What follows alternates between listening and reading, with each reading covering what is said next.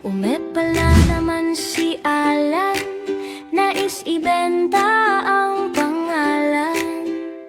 Nabudol na naman ng mga kababayan mula nang napwesto bilang panggulo ng Senado.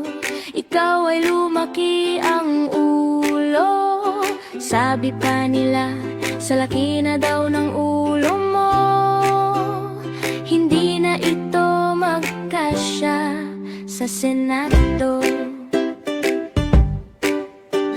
Jimboy, inaaresto na, epal na naman si Alan. Hindi daw pwedeng arestuhin si Jinggoy sa loob ng Senado. Di ba niya alam na si Trillanes at De Lima ay inaresto sa Senado noong panahon ng tatay nilang Cardon? Pero natameme si Alan ng si John Vic, di na natamais. Sabi niya, nadala na kami sa'yo dahil yung ina ko, yung si Bato ay naka-eskapo.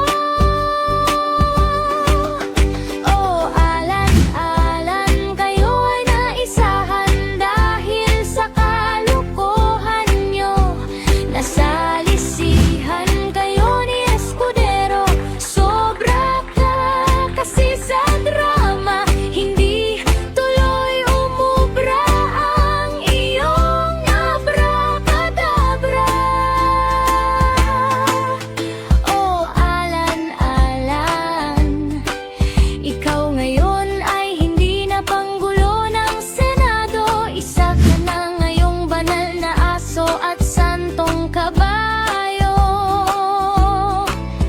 Dapat ka nang magtrabaho para may mukha kang ihaharap sa kapwa mo.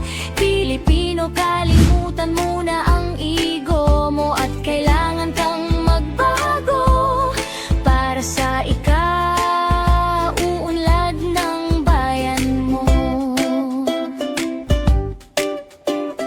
Alan, Alan, Facebook Live pa more para magka-views na